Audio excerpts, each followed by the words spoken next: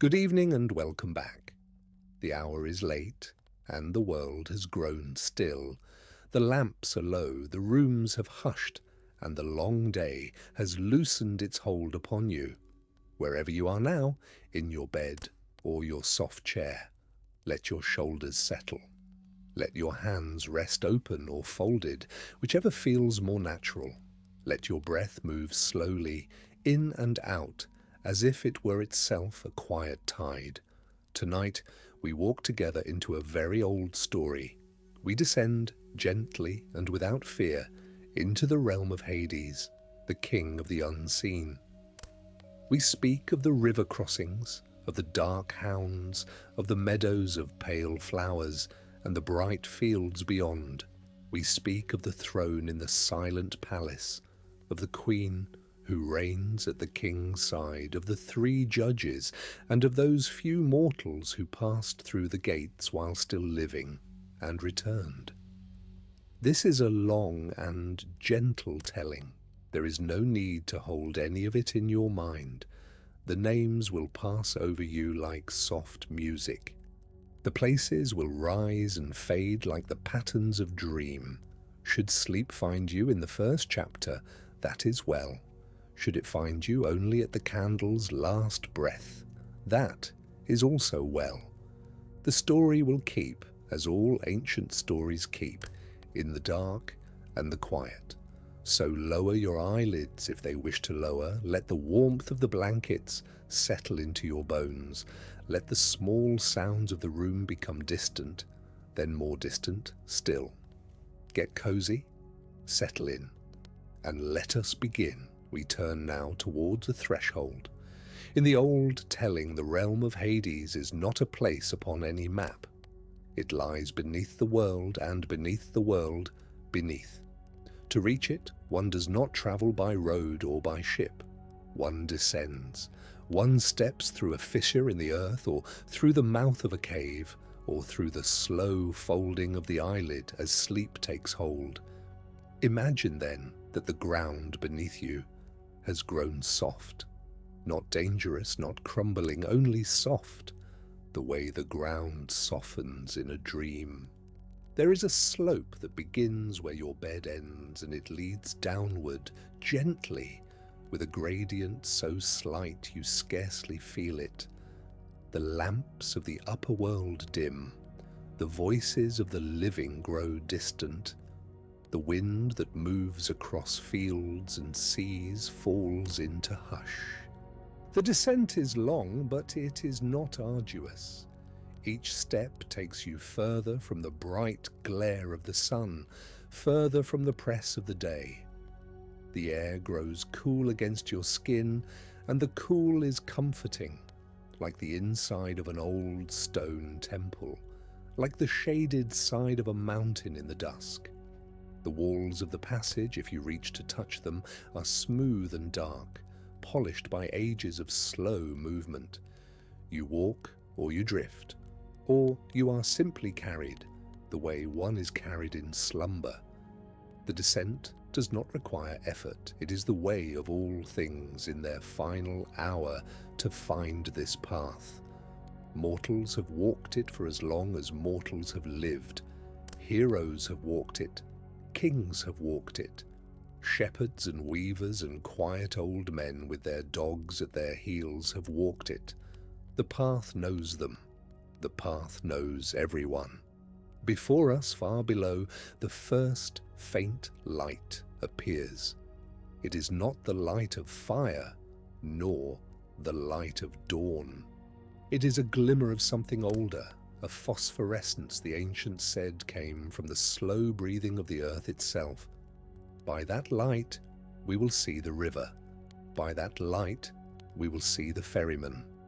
But first, before we speak of those, let us speak of how this realm came to be and how it came to belong to its silent king. For that, we must go back. We must go back so far that the world itself was not yet shaped, so far that the gods themselves were not yet named. In the beginning, there was the void. In the beginning, there was the void, and the void was called chaos. It was not a place. It was not a darkness. It was the simple absence of all things ordered. It simply was. Out of it, slowly, as a mist rises from a still lake, the first powers took form. There was Gaia, the broad earth. There was Tartarus, the deep below the deep. There was Eros, the urge that draws thing to thing. There was Nyx, the night, and her brother, Erebus, the gloom. From these first powers, all that followed came. Gaia alone brought forth Auranos, the sky, that he might cover her, like a great star-spangled cloak. From their union came the Titans, 12 in number, the elder gods, vast and slow-moving and full of the strength of new things. Among them was Kronos, the youngest and the boldest, and his sister-wife Rhea, gentle and patient and long-suffering. Kronos rose against his father Uranos. This is one of the old, hard tales, and we will tell it as the ancients told it, with detachment and with the long view. Uranos had pressed down upon Gaia, and she ached, and she asked her children for aid. Only Kronos answered. He took up a sickle of grey adamant, and with it he loosened his father from his mother, and the sky was set apart from the earth, and a great wound bled drops that fell upon the land. From those drops sprang giants and avenging spirits, and the nymphs of the ash trees. So Kronos became king of the second age. He ruled with Rhea at his side. They had children, and these children were the first of the gods we know by their later names. There was Hestia, the eldest, the keeper of the hearth. There was Demeter, who would tend the green fields. There was Hera, who would one day be queen of the next age. There was Hades, dark-haired and quiet, who is the king of our story tonight. There was Poseidon, broad-shouldered and full of the sea, though the sea was not yet his. And there was Zeus, the youngest, who would in time become the lord of the sky. But Kronos had heard a prophecy. He had been told that one of his own children would overthrow him as he had overthrown his father. Fear took root in him, and out of that fear came a long sorrow. As each child was born to Rhea, Kronos took the infant from her arms and swallowed it whole, sealing it within the dark folds of his vast body as one might seal a coin within a fold of cloth. Hestia he swallowed, Demeter he swallowed, Hera he swallowed, Hades he swallowed, Poseidon he swallowed. Rhea grieved. When her sixth child was about to be born, she took counsel with Gaia, her ancient mother. Together they devised a stratagem. Rhea hid the infant Zeus on the island of Crete in a cave upon Mount Ida, where the nymphs and the bee-mothers would nurse him. To Kronos she gave a stone wrapped in swaddling cloth. Kronos, suspecting nothing, swallowed the stone as he had swallowed the others. So the youngest survived. So the prophecy began to ripen in its slow, sure way, and so in time the lots would be drawn, and Hades would come to his throne in the silence below. For now, remember this only. The king of the unseen was a child once. He was held within the dark before he ever ruled the dark. There is an old kindness in that, if one knows how to look for it. Zeus grew in the cave on Crete. The nymphs nursed him. The bees brought him honey. The goat Amalthea gave him milk. The Curetes, dancing warriors of the mountain, struck their bronze shields about him, so that the sound of the infant's cry would not reach the ears of Kronos. He grew strong, and he grew patient, and he grew quietly wise. When he came of age, he sought counsel with Metis, an old and clever Titan of the elder line. Metis gave him a draught, a bitter herb mixed with honey wine. With this draught, Zeus returned in disguise to the hall of Kronos and put it into his father's cup. Kronos drank, and the draught did its work, and he disgorged what he had swallowed. First the stone came up, and Zeus set it aside as a holy thing, to be placed at Delphi as the Omphalos, the navel of the world. Then his siblings came forth one by one, full grown now, for they had ripened in the dark of their father's body. Hestia came forth, Demeter came forth, Hera came forth, Hades came forth, tall and pale and silent. Poseidon came forth, full of the salt of his coming kingdom. So the six stood together for the first time, free at last, and they looked upon their youngest brother Zeus with a strange mixture of wonder and recognition. He had freed them. He would lead them. The war that followed is called the Titanomachy, the long war of the gods. It lasted, the old poet said, for 10 full years. The Olympians, as the six were now beginning to be called, set themselves on the high peak of Olympus. The Titans gathered at the great peak of Othrys. Between them the world shook. The seas heaved. Lightning split the sky. Mountains were uprooted and hurled. The earth ran with the strange ichor of immortal wounds. Yet the Olympians could not break the elder gods unaided. Gaia counselled Zeus that he must seek allies in the deepest pit of all, in Tartarus itself. There, since the first age, 3 monstrous brothers had been imprisoned, the Hekatonchires, the 100-handed ones, each with 50 heads and 100 arms. And there too lay the 3 Cyclopes, the round-eyed smiths, who knew the secret of forging. Zeus and Hades and Poseidon descended together into that pit, the first time the 3 brothers walked the deep below as a company. They broke the chains, they led the prisoners up into the light. In gratitude, the Cyclopes forged the 3 great weapons of the Olympian age. For Zeus, they forged the thunderbolt, the spear of lightning.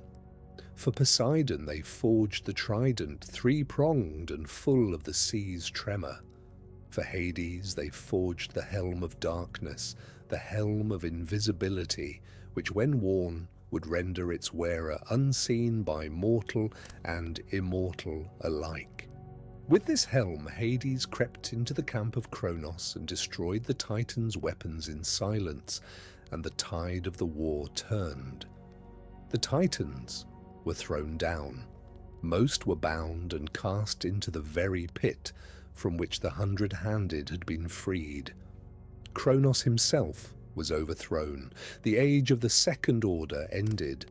The age of the Olympians began. Then came the dividing. The 3 brothers, Zeus and Poseidon and Hades, drew lots to determine which realm each would rule. The lots were cast into a helm, and each in his turn drew. Zeus drew the heavens, the wide bright air, and the seat of storms. Poseidon drew the sea, the salt of the world, and all the dark places beneath the waves. Hades drew the 3rd lot, the realm of the dead, the world beneath the world, the kingdom of shades and silences. The old poets are careful to say that this was no demotion.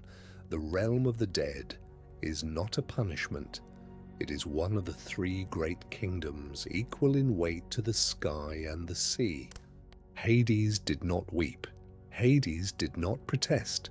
He took up his helm and his great keys, and he descended into the place that would now be his forever. Earth itself, Gaia, was held in common between the 3, and so the realm of mortals was the meeting ground of all 3 brothers, though each ruled where his domain reached deepest. And so Hades became the lord of the unseen. So the realm beneath the world acquired its silent and steady king. But that is a story for another day. The matter of how he ruled and how he ordered the dark places. For now, let us speak of the geography of his kingdom, the layout of its rivers and its plains. that we may walk through it as a traveller walks through a long and quiet valley at evening? The realm of Hades was understood by the old poets as a great vault beneath the world.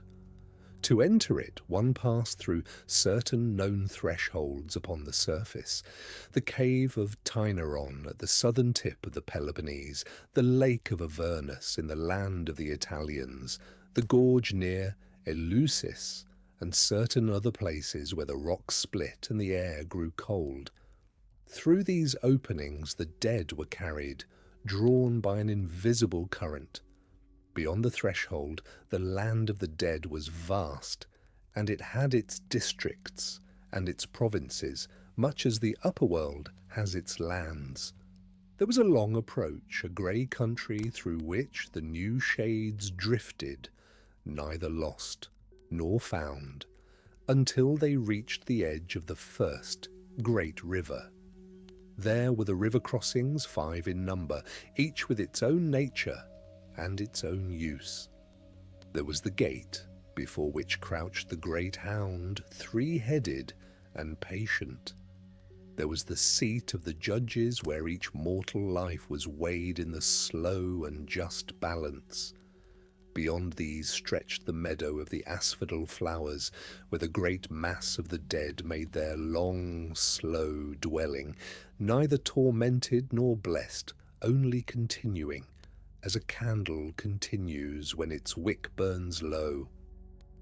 Aside from this meadow lay the bright lands of the Elysian fields, the dwelling of the favoured, where the air was warmer and the grass was greener, and the soft sound of distant music could be heard. And beneath all, in the lowest place, beneath even the meadow and the bright fields, lay the pit of Tartarus, where the Titans were chained, and where the great wrongdoers were given their long burdens. At the heart of this geography, neither at its edge nor at its centre, but in a place set apart, stood the palace of Hades himself, a structure of black stone and silent corridors, where the king and queen sat upon their twin thrones. About the palace lay a garden, and in the garden grew the pale trees, the slim cypress and the dark poplar, and a particular pomegranate tree that bore fruit of a deep, almost wine-dark red. Of that tree we shall speak in its proper place. The light of the realm was not the light of any sun. It was a steady, even glow, neither bright nor dim, the kind of light by which one might read an old letter at the close of day.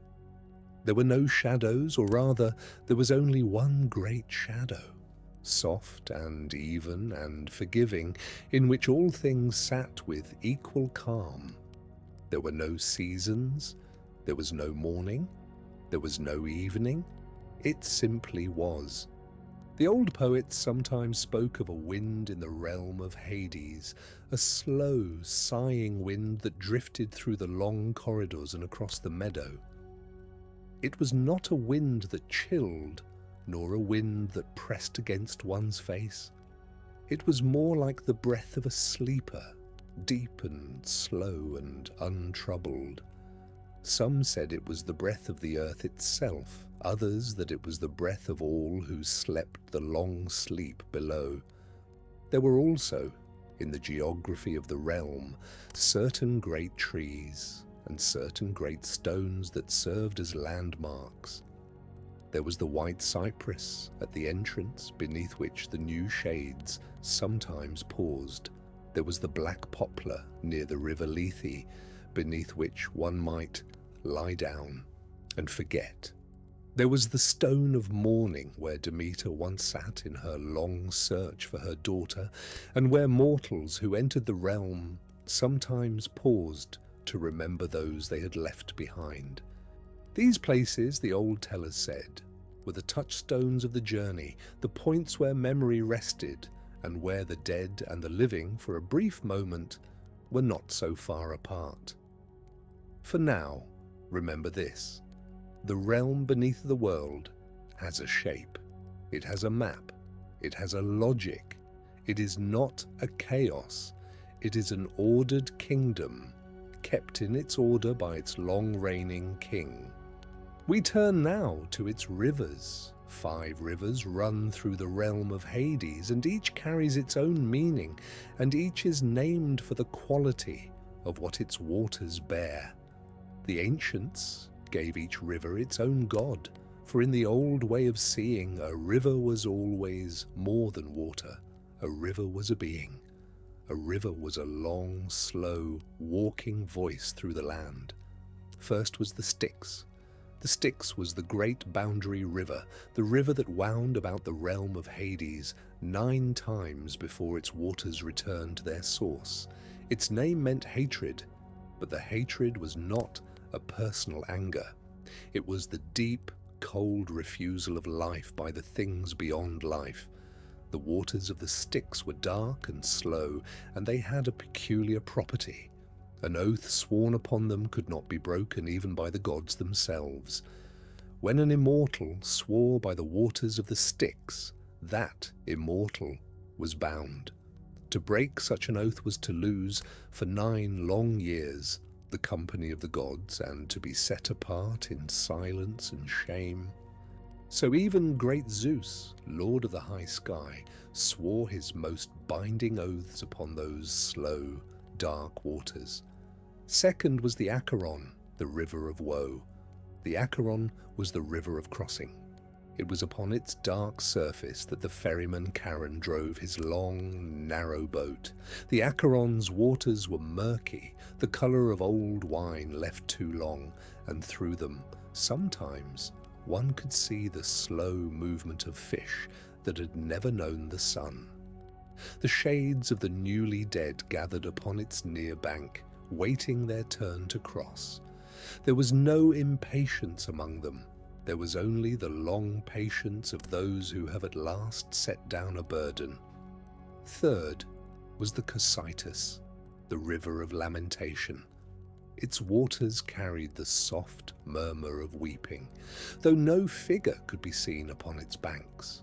Some said the river itself wept, and that all the sorrows of mortal life flowed down into it, and that the river bore those sorrows quietly into the heart of the realm. The Cocytus was narrower than the others, and its current was slow, and to walk beside it was to feel a great, gentle melancholy, the kind that does not pierce but rather softens. Fourth was the Phlegethon, the river of fire. Yet the fire of this river was not the fierce, devouring fire of the upper world.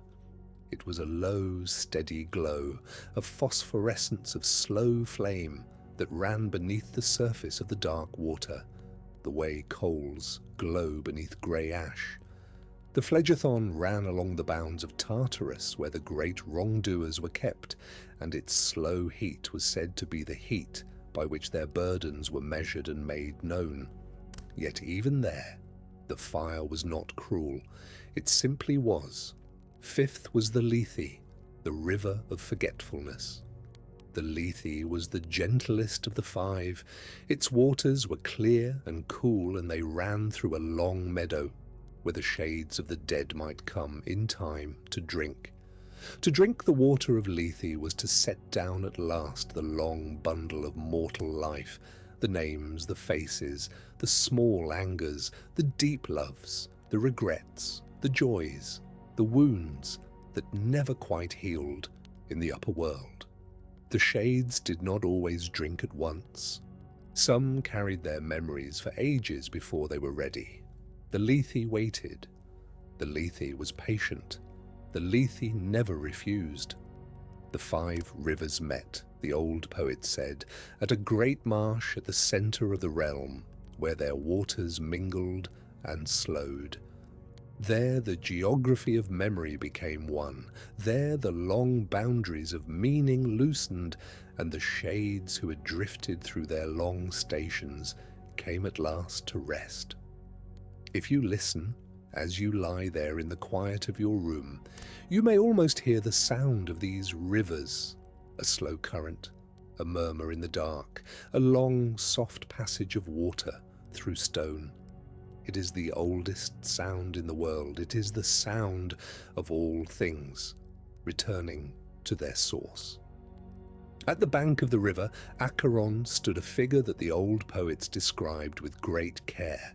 He was tall, and he was gaunt, and he wore a long dark robe that fell about him like the wings of a closed bird. His face was long, his beard was grey and unkempt. His eyes were deep-set and patient. He was not young and he was not old. He was Charon, the ferryman of the dead. Charon's boat was narrow and long, dark of timber, low at the prow. It was poled by a single long pole, which Charon worked with slow, steady strokes from the stern. He had no need to row, for the current of the Acheron, when it was his will, ran with him. When he poled, the water seemed to thicken about the pole, and the boat moved on, slow and certain, across the dark surface. The cost of crossing was a single small coin. The ancients gave their dead a coin for this purpose, placed upon the tongue or upon the eyelid before burial. The coin was called the obolos, and it was a small thing light, scarcely worth a loaf of bread in the upper world. Yet without it, Charon would not lift his pole. The shades who came to his bank without payment were turned away. They could not cross. They wandered the near bank for a long time, the old poet said, sometimes for 100 years, until at last some kindness from the upper world reached them, or until Charon, in a moment of slow patience, took them across without fee. Charon did not speak with the shades. He took the coin. He gestured to the boat. He poled the long, slow distance. He helped them ashore upon the far side, where the path led inward to the gate and the judges, and the long rest beyond. Then he poled the empty boat back across, slow and steady, and waited at his near bank for the next. He had been doing this, the old tellers said, since the first death of mortals. He had carried kings. He had carried beggars. He had carried mothers with their stillborn children in their arms. He had carried warriors with their wounds still bright. He had carried weavers and shepherds and ploughmen. He had carried the very old and the very young. He showed no preference, no impatience, no curiosity. His was the long calm of one whose task is forever the same task. Some few times in the long ages, Charon had been compelled to carry living mortals. Heracles had crossed his river on the great descent for the hound. Orpheus had crossed with his lyre in hand and his sorrow in his throat. Theseus had crossed on his ill-judged errand. Aeneas had crossed much later with the golden bow as his passage. Each of these had unsettled Charon in his quiet way. The living were heavy. The boat rode low when a living mortal sat in it. Yet Charon had carried them all when the gods required it of him, and he had complained to none. If, in the soft drift of your sleep, you should see a long dark boat and a gaunt figure at its stern, do not be afraid. You are only thinking of the old ferryman.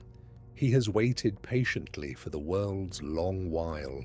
He's in no hurry. He does not call. He does not summon.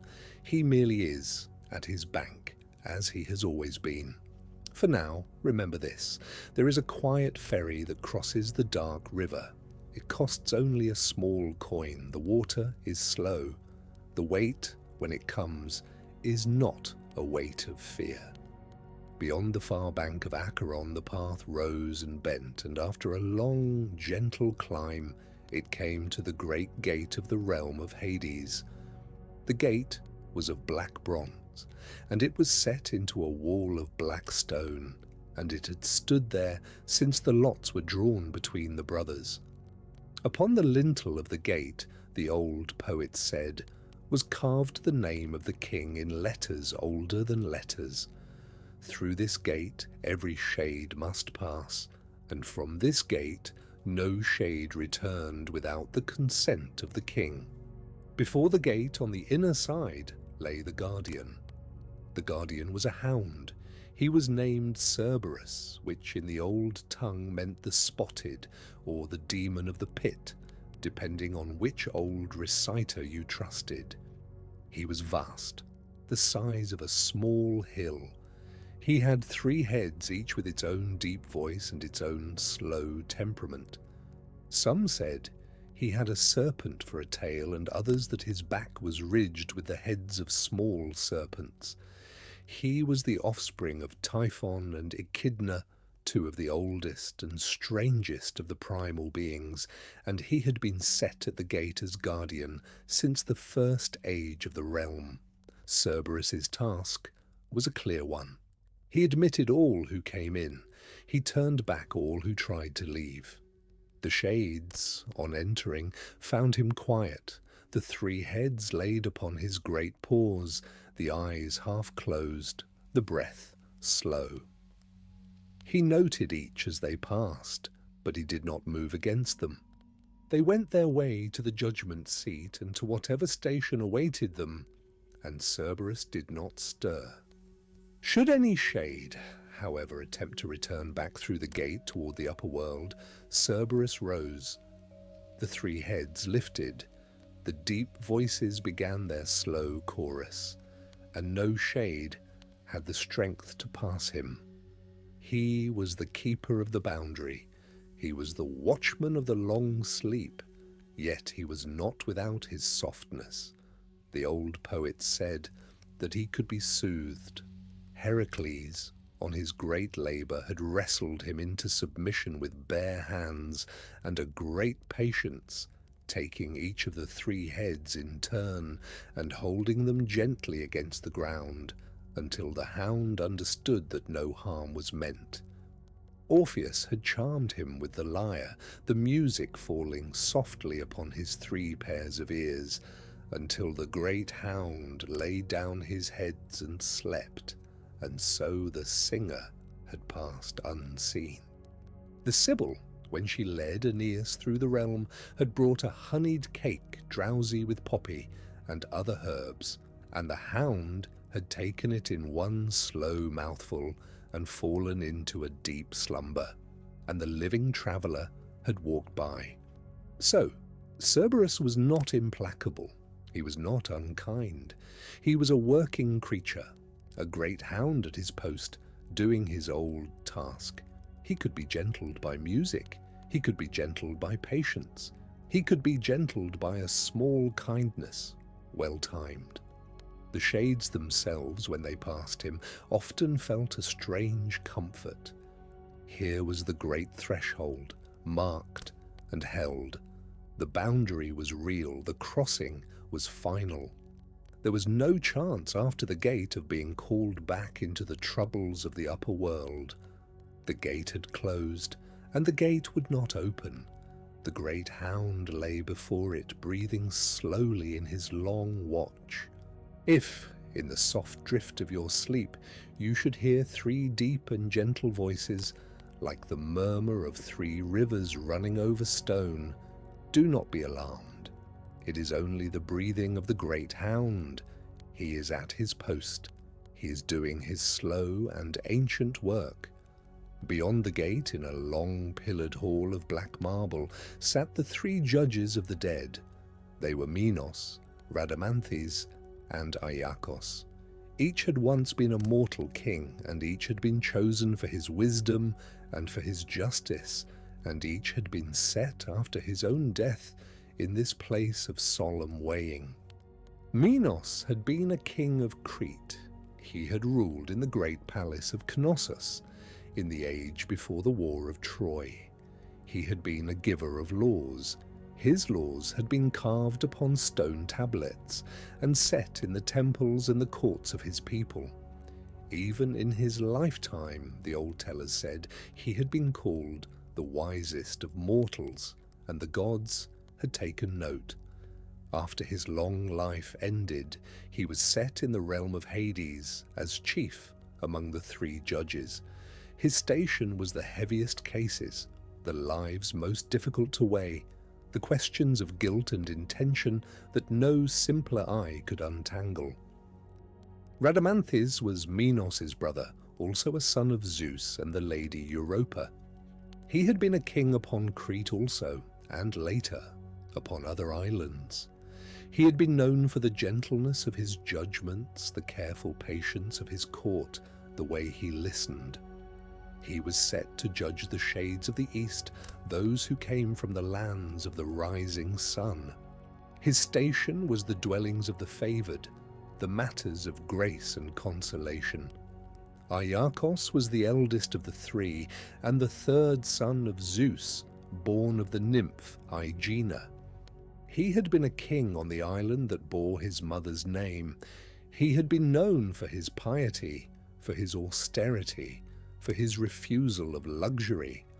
After his death, he was set as judge of the shades of the west, those who came from the lands of the setting sun. He was also, the old tellers said, the keeper of the keys of the realm, second only to Hades himself. The 3 judges sat upon 3 thrones of pale stone, set in a half-circle in the long hall. Between them, before the half-circle, stood a great slow scale of pale gold. Upon this scale each life was weighed, not the body, not the deeds alone, not the suffering alone, the whole of what one had been, the kindnesses given, the harms inflicted, the intentions, large and small, the mercies, the withholdings, all of it set together and weighed in the long calm of the balance. The judgment was never harsh. The old poets are clear on this point. There was no shouting in the hall. There was no accusation. The shades came forward one by one and stood before the 3. The 3 looked, the 3 weighed, the 3 spoke in their slow, measured way, naming the station that suited the shade. To the meadow, they would say, or to the bright fields, or to the pit. In those rare cases where a soul had done so great a wrong that the long pit alone could hold it. The shades did not protest. They could not. They had crossed the great river, they had passed the great hound. They were in the slow, even light of the long hall. They saw, in the moment of the judgment, what they were. The judgment was simply the speaking aloud of what was already known in the shade's own breath. There is in this picture an old and gentle wisdom.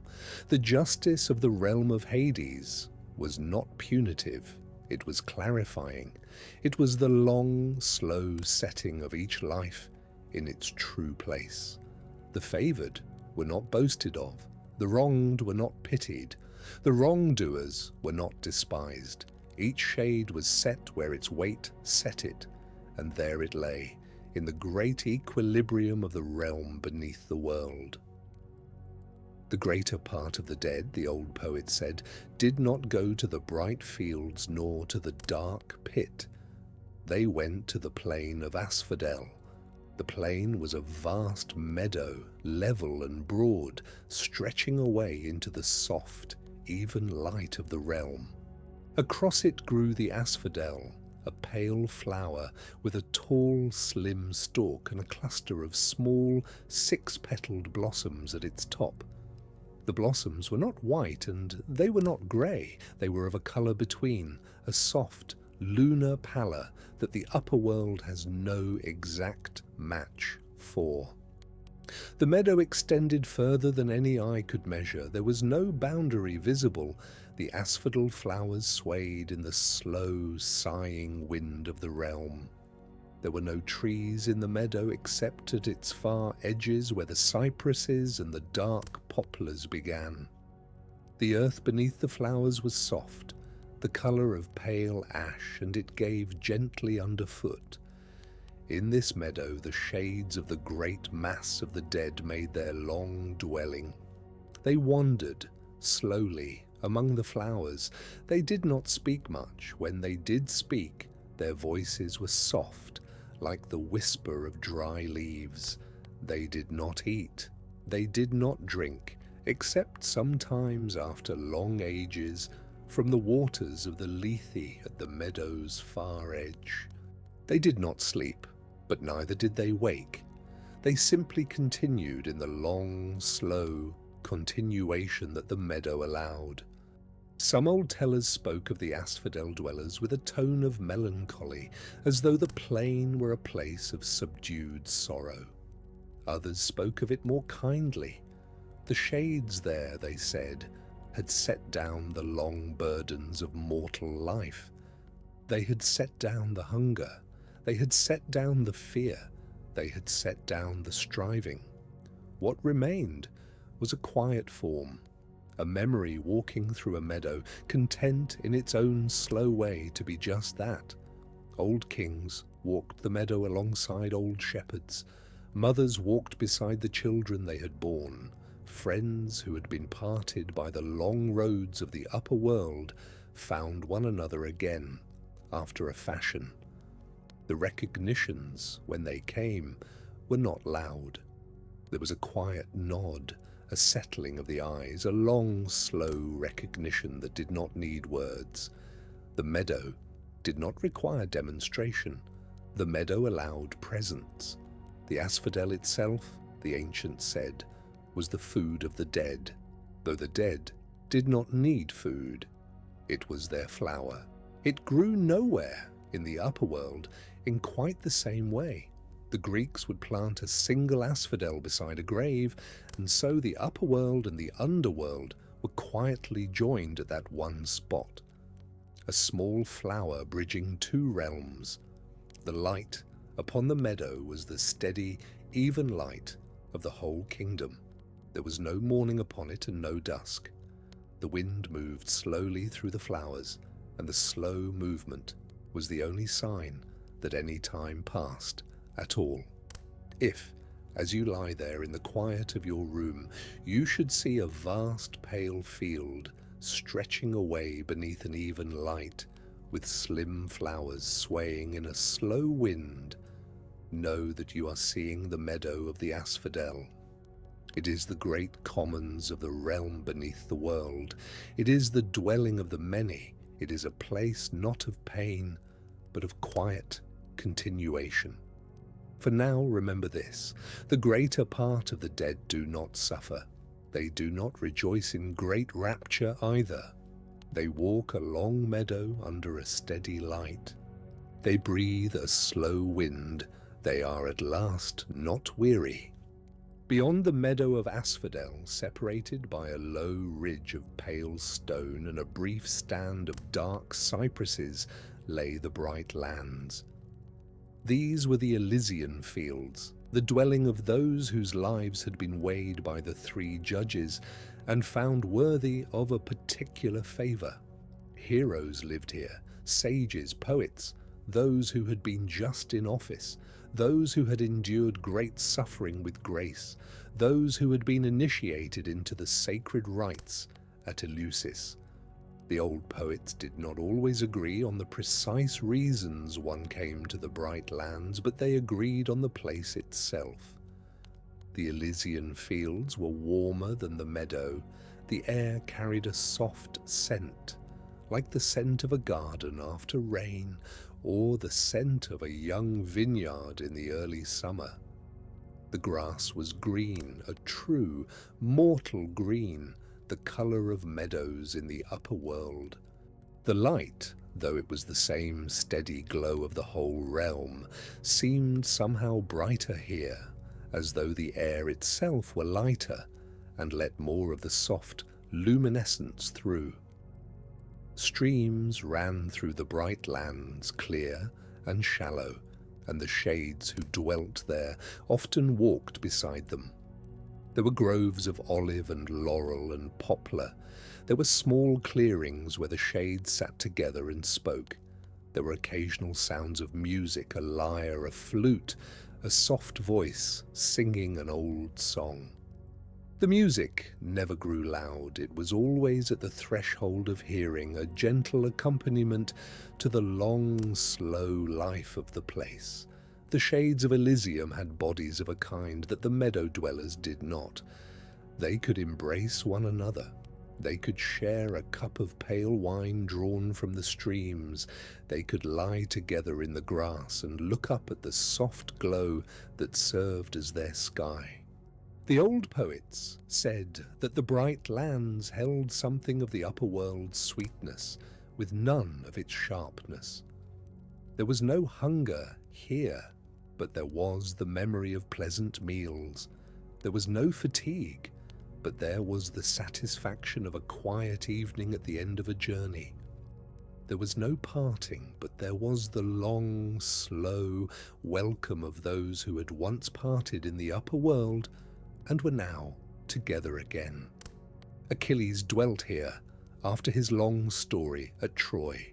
He walked the bright fields with Patroclus at his side. The two who had been parted by the long war were now together always, and the old poets sometimes said that Achilles, in the bright lands, had at last laid down the anger that had burdened him at Troy. The grass softened him. The streams softened him. The bright lands have that gentle power. Other heroes also dwelt there. Some had come at the end of their mortal lives. Others had been translated to the bright lands without the passage of death, taken up by the gods and set among the favoured in a single quiet step. Menelaus, the old poet said, was so taken. So was Cadmus, who had founded Thebes. So were a few others in special cases. There was at the heart of the Elysian fields a particular grove of tall asphodels, larger than the flowers of the meadow, the white blossoms set among long green leaves. Beneath this grove, the old poet said, was the seat of Rhadamanthys, the gentle judge, who in his quiet hours from the great hall came here to walk and to speak with the shades. He told them old stories. He listened to the new ones they brought from the upper world. The shades, when they spoke with him, found themselves growing slow and content. If, in the soft drift of your sleep, you should see a green meadow lit by a soft glow, with streams running through it and the distant sound of a flute, know that you are seeing the bright lands. They are a small kindness offered by the realm beneath the world. They are the dwelling of the long-favoured. They are a quiet eternity set within the larger quiet of the whole. Beneath the meadow, beneath the bright lands, beneath even the palace of Hades, lay the deep pit. It was Tartarus. It was so deep, the old poet said, that an anvil dropped from the surface of the upper world would fall for 9 days and 9 nights before it struck the floor of the pit. The pit was older than the realm of Hades. It was older than the gods. It was one of the primal powers, named alongside Gaia and Chaos and Nyx in the very first reckoning of the cosmos. Within Tartarus, 2 kinds of beings were kept. The first were the Titans, who had been thrown down at the end of the Great War. They had been bound there with chains forged by the Hecatonchires, and they lay in the deep dark of the pit, slow and vast, like the bones of mountains. They did not suffer in any pointed way. They simply lay, their long defeat made permanent. Some of them in time were said to have been forgiven and freed, and to walk again in the upper or the underworld. Kronos himself, the old father, was sometimes said to have been raised from the pit and given a quiet kingship over the Isles of the Blessed, far in the Western Sea. Other tellers said that he lay there still, asleep, breathing slow. The second kind of being kept in Tartarus were the great wrongdoers among the mortal dead. These were few. The judgment of the three was not a punitive judgment, and most shades did not go to the pit.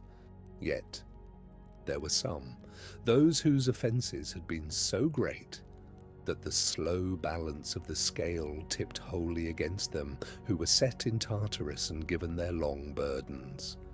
The burdens were not arbitrary. They had the long, slow logic of consequence.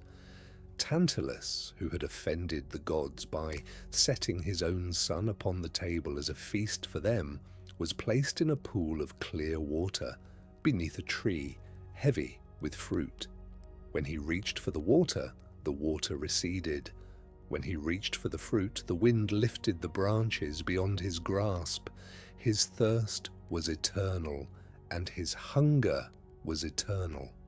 The old tellers were careful in their descriptions. The pool was clear, the fruit was bright. The reaching went on. There was no shouting, no theatre, only the long, slow reaching. Sisyphus, who had outwitted death twice and broken the laws of the lower world, was set to roll a great stone up a long hill. The stone, near the summit, always rolled back, and Sisyphus walked down to begin again. His task was the slow, patient repetition of an impossible thing. The daughters of Danaus, who had broken their wedding oaths, were set to carry water in vessels that had no bottoms. They drew water at a well and poured it into a great jar, and the jar never filled. They drew water again. They poured again. The task went on, slow and patient. Ixion, who had attempted to lay hands upon Hera, the queen of the upper sky, was bound to a wheel of fire that turned forever. The fire, like all the fire of the lower realm, did not consume. It only turned. These were the great burdens.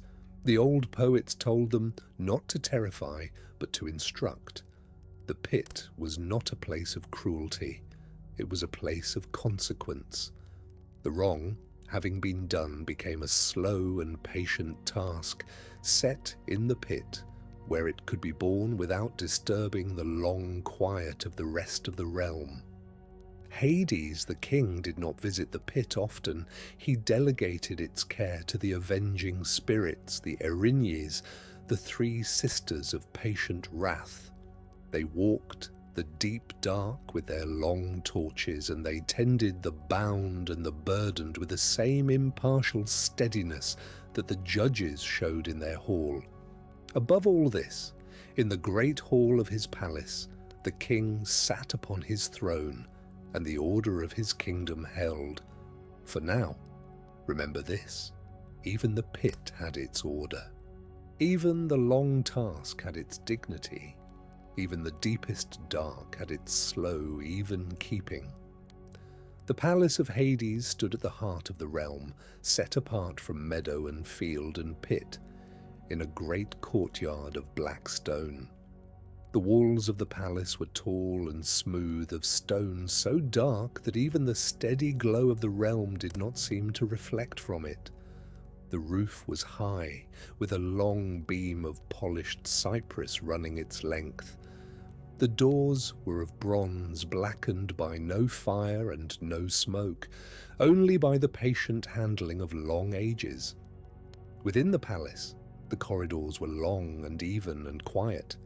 The floors were of pale grey stone, worn smooth by the slow passage of feet over the ages. The torches in the brackets were of a kind that did not flicker, their flames steady and even, of a soft amber colour that pleased the eye without burdening it. The chambers of the palace were many, and most were closed, their doors shut upon rooms that the king kept for his own purposes, rooms of records and of artifacts, and of the long, deep silences of his rule. At the centre of the palace stood the great hall. It was long and high and pillared, with 12 pillars of dark stone bearing up the roof. At the far end of the hall, upon a low dais, stood 2 thrones. The thrones were of pale gold and dark wood, with armrests of carved cypress, and seats of soft, dark cloth. The first throne to the right was the throne of Hades. The second, to the left, was the throne of Persephone, the queen of the unseen. Hades sat upon his throne with a peculiar stillness. The old poets described him as tall, broad of shoulder, with hair as black as the wing of a raven, and a beard close cropped. His eyes were grey, and they looked upon his kingdom with a long, even patience. He wore a robe of deep purple, the purple of grapes left long upon the vine. About his neck hung the keys of the great gate, made of pale iron. Beside the throne, leaning against its armrest, stood his sceptre, a long staff of dark wood capped with a small carved skull, the symbol of his office. Hades did not speak much.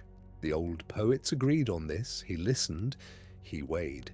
He gave his judgments when judgments were needed in few and quiet words. He was, of all the great gods, the least worshipped in the upper world. The Greeks did not build many temples to him. They did not often say his name aloud. They called him by epithets instead. Adoneus, the unseen, Pluton, the rich one, for the rich earth bears all wealth and all the dead return to him. Polydegmon, the receiver of many. He did not seem to mind. The old poets said that he preferred the quiet, that he was not displeased by being little spoken of. Beside him, on the throne to the left, sat Persephone, the queen. She was the daughter of Demeter, the gentle goddess of the green fields, and she had come to her throne by a story we shall tell in its proper place. She was young in the way that gods are young, of a beauty that was both bright and grave. Her hair was the colour of new wheat. Her eyes were the colour of the spring sky upon a cool morning. She wore a robe of deep green, embroidered along its hem with small pomegranate flowers. About her brow she wore a slim circlet of dark iron set with a single pale stone.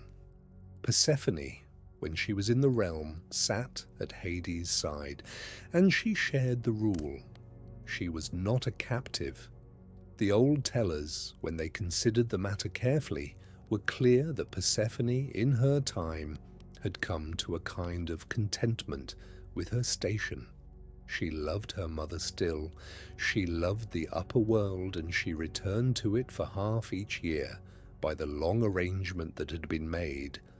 But the lower world had its own deep dignity, and she had grown into her queenship, and at her husband's side she ruled with him, patient and grave. About the palace stood the small retinue of the realm. There were the Erinyes, who tended the pit. There was Hecate, the goddess of the crossroads, who often came and went between the upper and the lower worlds. There was Thanatos, the gentle figure of death, who walked the upper world and brought the new shades to the boundary. There was Hypnos, his brother, the figure of sleep, who lived in a quiet cave at the edge of the realm and whose breath was the slow wind. There was Hermes, the messenger, who came and went, leading the new shades down the long path with his slim caduceus held before him as a lamp. About the palace gardens grew the slim cypresses and the dark poplars and the single great pomegranate tree. The fruit of this tree we shall speak of soon. It is the fruit that bound Persephone to her station, and that gave the great year its long, slow turning. The king of the realm is patient and quiet. The queen of the realm is grave and kind. The house they keep is well ordered. The corridors are long and even. The torches do not flicker. The doors do not slam. Good evening and welcome back. The story now turns to the great story of the realm, the story by which the king came to his queen, and the queen to her station, and the upper world to its great rhythm of the seasons. In the days when the world was younger, Demeter, the goddess of the green fields, walked the upper earth with her young daughter at her side. The daughter's name in those early days was Kor, which in the old tongue meant simply the maiden. She had not yet been named Persephone. She was the bright child of her mother, and she went about the fields in linen robes, with garlands of wild flowers in her hair, and the meadows where she walked turned greener for her passing. One day, Kor walked with a band of nymphs in a meadow upon the plain of Nysa. The nymphs were her companions. Artemis and Athena were with her also, the old tellers said, though they soon wandered off to other meadows. Kor stayed to gather flowers. There were violets in the grass. There were crocuses, there were lilies. She moved from one to another, gathering and humming, and presently she came upon a flower she did not know. It was a narcissus, tall and white, with a deep golden cup at its center, larger than any narcissus she had seen before. It was, the old tellers said, a flower planted by Gaia herself at the request of Hades, who had seen Kor from the lower world and wished to take her for his queen. Kor bent to pick the flower. As her fingers closed about its stem, the earth opened. The opening was wide and dark. From it, drawn by 4 black horses, rose a chariot of bronze and polished obsidian. In the chariot stood Hades. He was tall and broad-shouldered, dark of hair, grave of face, his robe of deep purple flowing about him. He reached down, he lifted Kor into the chariot. The horses turned, the chariot descended. The opening of the earth closed behind them. It was all very quick, and it was all very quiet. Kor wept upon the descent. She did not know who had taken her. She did not know where she was going, yet Hades did not speak harshly. He did not bind her. He drove the chariot slowly. Once they had passed beyond the upper world, he told her, in his quiet way, who he was and what his realm was, and that he had loved her from afar, and that he wished her to be queen at his side. She did not answer. She wept a long while. Above, Demeter had heard the cry of her daughter as the earth opened. She came running across the meadow, but Kor was gone. There was only the half-picked narcissus lying in the grass. Demeter searched.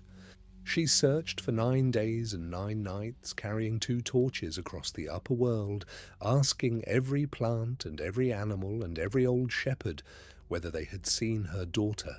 None had seen. None could say. Only Helios, the sun, who saw all things from his bright chariot, told her at last what had happened. Her daughter had been taken into the realm beneath the world. Demeter, in her grief, withdrew her favour from the upper earth. The fields no longer brought forth their harvest. The trees no longer bore their fruit. The vines withered. The corn died in the furrow. Famine spread across the lands of mortals, and the mortals, in their hunger, ceased to offer sacrifice to the gods. Zeus upon Olympus saw the danger. He sent messenger after messenger to Demeter, pleading with her to restore the green fields. She would not. She would not, she said, until her daughter was returned. Below, in the long quiet of the lower palace, Kor had been moving slowly through her grief. Hades had not pressed her. He had given her a chamber of her own. He had brought her small gifts, a comb of carved cypress, a robe of deep green, a small cup of pale gold. He had sat with her in the gardens of the palace and walked beside her along the long corridors, speaking little, listening when she wished to speak. In time, Kor began to look at him without weeping. She began to walk through the gardens without holding her arms about herself. she began, slowly, to understand the strange dignity of the realm. Yet the time came when Zeus, pressed by Demeter's withholding, sent Hermes down to the realm of Hades to require the return of Kor. Hermes came with his slim caduceus, and he spoke to Hades in the great hall, and he gave Zeus's message. Hades did not refuse. He knew the great arrangement of the cosmos, and he was a god of patience. He said that he would let Kor return. Yet before she went, he did one quiet thing. He brought her a pomegranate from the great tree in the palace garden. The pomegranate was the deep, almost wine-dark red of the fruit of that tree. He offered it to her, and he said that she might eat or not eat as she wished. Cora, who had not eaten anything in the realm for the long while of her dwelling, took the fruit. She broke it open. She ate 6 of its small seeds. Some old tellers said 3, some said 4, but the most common count is 6. When she had eaten the seeds, a small bond was made. The realm of the dead is not a realm one can leave entirely, once one has eaten of its food. The seeds bound her, in a small way, to the lower world. Hades, when she had eaten, told her quietly what she had done. She did not weep. She had grown by then into something steadier than her younger self. She had begun to know herself as Persephone, the bringer of light into the dark, the queen of the unseen. The arrangement was set. Persephone would return to the upper world each year for 2/3 of the year, to her mother, to the bright fields. She would spend the remaining third in the lower world at her husband's side, in the long quiet of the palace. So the year was given its great rhythm. In the months of her absence Demeter mourned, and the fields lay fallow, and the upper earth knew its long winter. In the months of her return, Demeter rejoiced, and the green came back, and the harvest came in, and the upper earth was full of warm life. Persephone, in her long settling, came to love both worlds.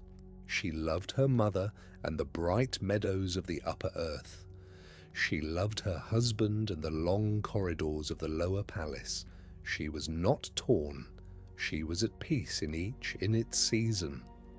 The old tellers, when they were thoughtful, named her the gentlest and the wisest of the queens of the gods, for she had learned to dwell in 2 worlds at once, and to bring something of each to the other. For now, remember this, even the Dark King had a kindness to him.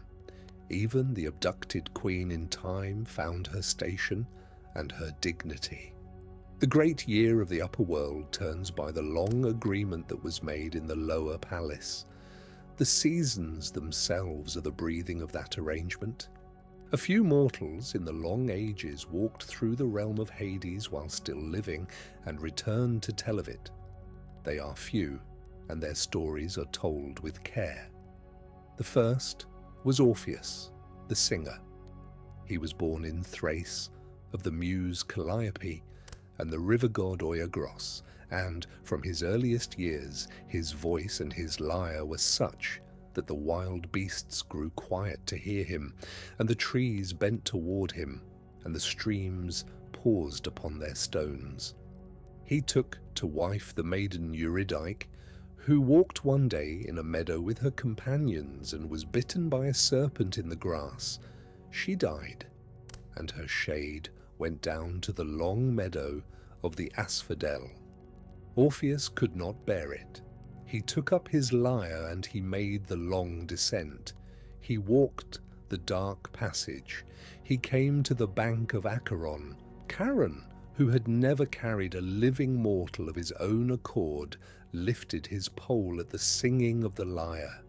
The boat moved across the water. The singer stepped onto the far bank. He came to the gate, and Cerberus laid down his 3 heads at the music, and the singer passed. He came to the great hall, and the three judges sat in their long silence as he played.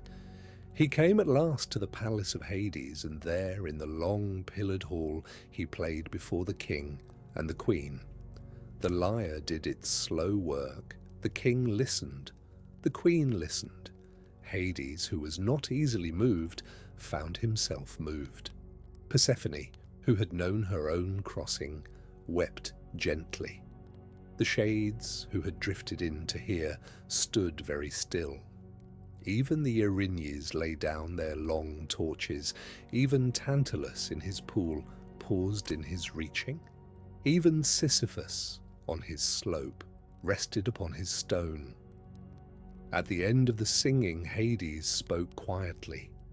He said that the singer might take his wife back to the upper world, but on one condition. He must walk before her on the long path upward, and he must not look back to see whether she followed until they had both reached the upper air. If he looked back, she would be drawn again into the lower world, and that drawing would be final. The singer agreed. He turned. He began the long path upward. Eurydice walked behind him in shade form, soft of step. The path was long. The light grew slowly. The singer walked on, his lyre at his side. He held his eyes forward. He held his eyes forward through all the long corridors. He held his eyes forward through the gate, and through the bank of Acheron, and through the dark passage upward. Yet, just before the very last step, just before he crossed the threshold into the upper air, the singer faltered. The doubt was in him. He had not heard her footfalls. He had not heard her breath. He turned his head, just a small turning, just to look. He saw her. He saw her face. And the drawing took her. She slipped back into the lower world with no word, with no cry. The singer reached for her. His hand closed on air. He stood there a long while. He walked back down to Acheron. He sat upon its bank. Yet Charon, this time, would not take him across again. The lyre would not move the ferryman a second time. The singer walked, in the end, slowly back to the upper world. He wandered the meadows of Thrace, playing his quiet music, and in time his own death came.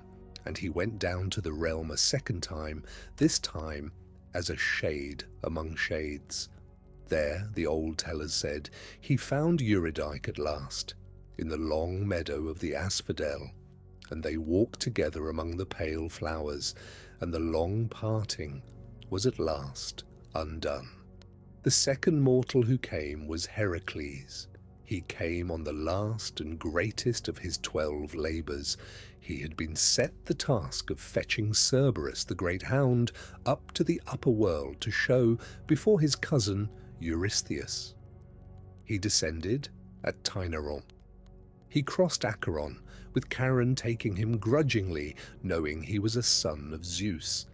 He came to the great hall. He spoke with Hades. He asked, in his blunt and direct way, whether he might take the hound up. Hades, who had a respect for the great labour and for the will of Zeus, gave his consent on the condition that Heracles wrestle the hound bare-handed and bring no weapon against him. Heracles agreed. He found Cerberus. He took the 3 heads in his great arms. He held them gently against the ground. The hound calmed. Heracles led him up the long path. He showed him at the court of Eurystheus, who took one look at the great hound and hid in a jar, and Heracles, smiling his quiet smile, led the hound back down to the gate, and Cerberus returned to his post, and all was as it had been. The third mortal was Theseus. He came on a foolish errand. He and his friend Pirithous had sworn an oath to each take a daughter of Zeus as wife. Theseus had taken Helen in his time, though she was very young, and her brothers had recovered her.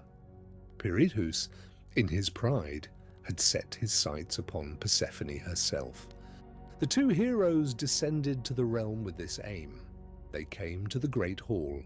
Hades received them with quiet courtesy. He offered them seats. They sat. The seats were of pale stone, and the moment the two heroes sat down, the stone took hold of them. They could not rise. They could not move. They were bound there, as one is bound by a slow root that grows about one's limbs while one is not paying attention. Persephone was bound forever. The old tellers said he sat there still, his foolish pride at last grown quiet.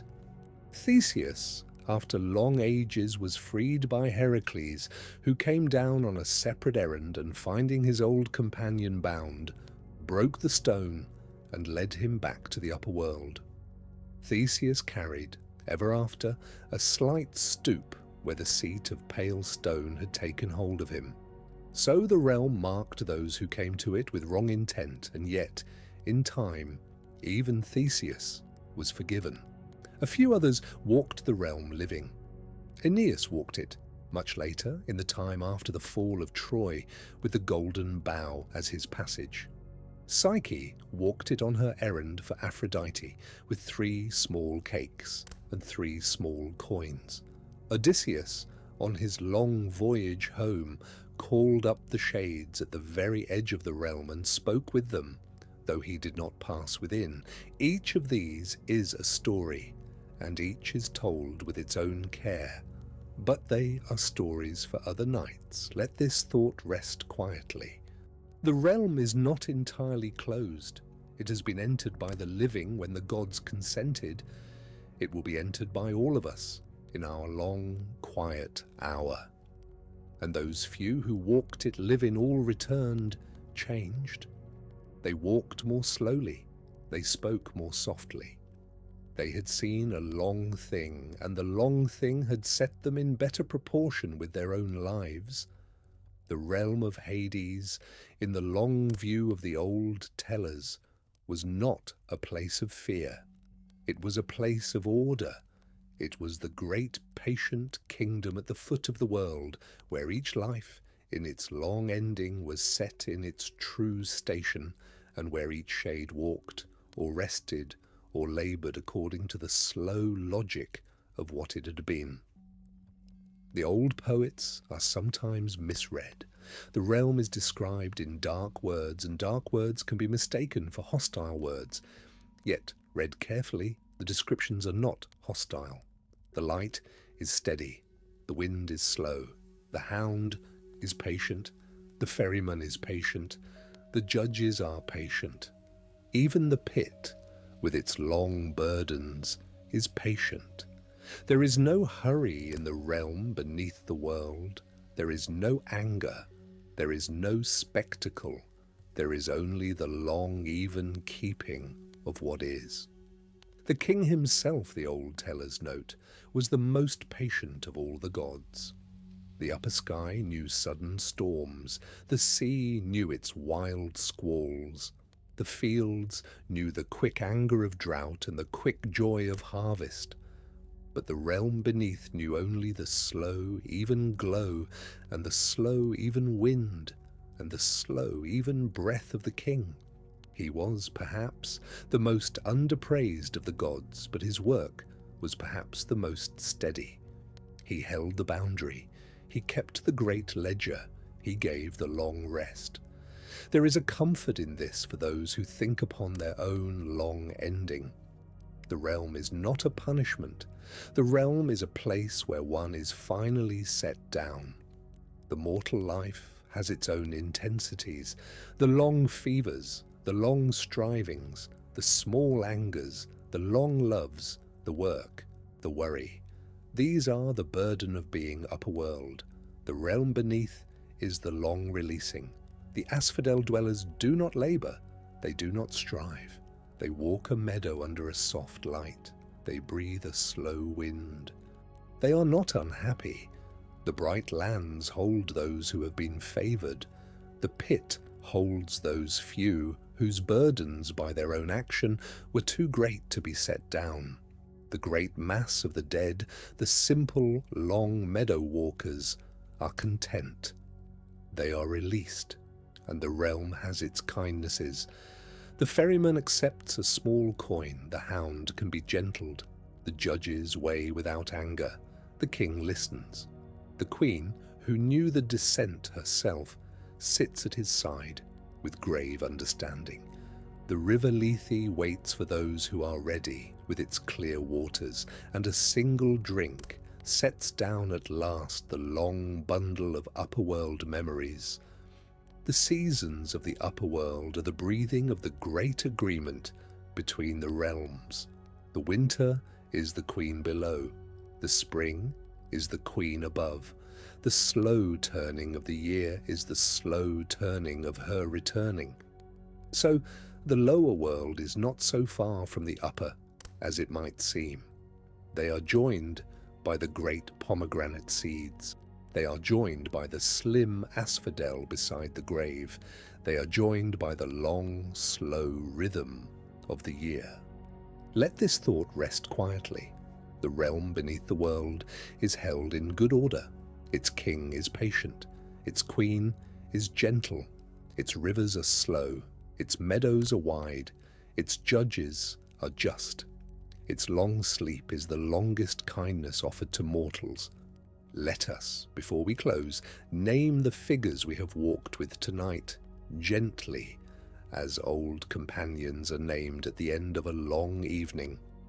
There was Kronos, the old father, who swallowed his children and was at last overthrown.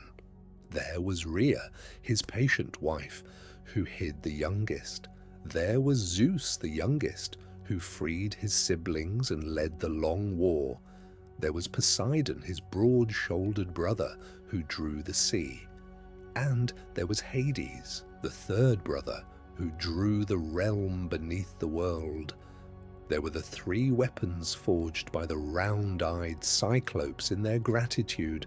There was the thunderbolt of Zeus. There was the trident of Poseidon. There was the helm of darkness of Hades, the helm that rendered its wearer unseen, and so turned the long war. There was Charon, the gaunt ferryman at the bank of the Acheron, with his single small coin for passage. There was Cerberus, the great three-headed hound at the gate. There were the three judges in the long hall, Minos, the keeper of laws, Rhadamanthes, the gentle one, Iacchos, the eldest, with the keys. There was the meadow of Asphodel, with its pale flowers and its slow wind, where the great mass of the dead made their long dwelling. There were the bright lands of Elysium, with green grass and clear streams and soft music where the favoured walked. There was the pit of Tartarus, with the bound Titans and the few great wrongdoers, each with the long task that suited the long deed. There was the palace, with its black walls and its long corridors and its great hall and its twin thrones. There was Hades upon his throne, dark of hair, grave of face, the keys of the great gate about his neck. There was Persephone, the queen, in her robe of deep green, with a slim circlet of dark iron upon her brow. There was the abduction in the meadow of Nysa, with the strange Narcissus, and the descent in the bronze chariot. There was Demeter, the mother, with her two torches, searching the upper world. There was the long famine. There was Hermes, the messenger, descending with his slim caduceus. There were the 6 small seeds of the pomegranate. There was the great arrangement of the seasons. There were the mortals who walked the realm living. Orpheus with his lyre, Heracles on his last labour, Theseus on his foolish errand, Aeneas with the golden bow, Psyche with her 3 cakes and 3 coins, Odysseus at the rim calling up the shades. These are the names. They are old names. The old tellers held them, and now we have held them, gently, for this one evening together. Let them drift, if they wish, in your slow mind like figures in a soft procession passing through an open door at dusk. We come now to the closing of our story. The hour is very late. The world is very still. The lamps are low. The room is quiet. The blankets are warm. Let your eyelids settle if they have not already settled. Let your breath move slow and even. Good evening and welcome back, one last time, to the place where the story ends. We have walked the long passage. We have crossed the dark river. We have passed the great hound. We have stood before the three judges. We have walked the meadow of the asphodel. We have walked the bright lands of Elysium. We have looked, with a long view of the old tellers, into the deep pit. We have stood in the long pillared hall of the palace, and we have seen the king upon his throne and the queen at his side. Now we come to the candle. Imagine the long corridors of the realm beneath the world far behind you, their slow and steady glow no longer pressing on your thoughts. In your mind, reach back and close an invisible door to the realm, feeling it move on silent hinges, sealing the long and patient kingdom in calm and order. Then see a single candle, its flame steady in the darkness. With a slow, gentle breath, blow that candle out and let the last curl of light fade into the night. Rest well, sleep deeply, and let the ancient stories carry you into the night.